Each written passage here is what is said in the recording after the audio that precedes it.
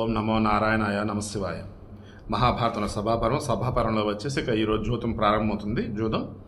జూదం ఆరంభం కాగానే రాజులందరూ ధృతరాష్ట్రుని ముందు ఉంచుకొని సభలో ప్రవేశించారు.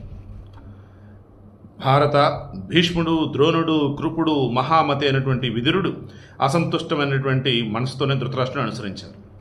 సింహ సమానులు, మహా తేజస్సులైనటువంటి ఆ రాజులు ఇద్దరిద్దరు చొప్పున, ఒక్కొక్కరు చొప్పున బహుసంఖ్యాకమైనటువంటి విచిత్రమైనటువంటి ఆసనాలను అధిష్ఠించారు. వాళ్ళ సింహాసనాల్లో కూర్చోడు.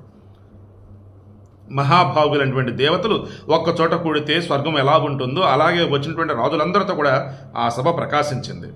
వారందరూ వేదవేత్తలు, సూర్యులు, అందరూ ప్రకాశవంతమైనటువంటి శరీరాలు కలవారు. అనంతరం సుహృద్యూతం ఆరంభమైంది. అది మాయాజోదం, కానీ ఫ్రెండ్లీగా స్టార్ట్ అయింది అంటున్నారు. ఇదిగో రాజా, బహుమూల్యమైన సాగరావర్త సంభవమైన మణిని పొదిగిన బంగారుమయమైన ఆభరణం, ఇది శ్రేష్టమైన శోభాయుతమైనటువంటి హారం అని యుధిష్ఠిరుడు ధర్మరాజు అక్కడ పెడుతున్నాడు. పందెం, మొదట పందెం.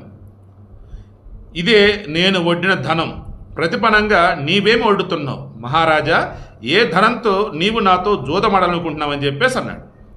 అప్పుడు దుర్యోధనుడు చెబుతున్నాడు, నా వద్ద మనులు, ధనాలు చాలా ఎక్కువగానే ఉన్నాయి.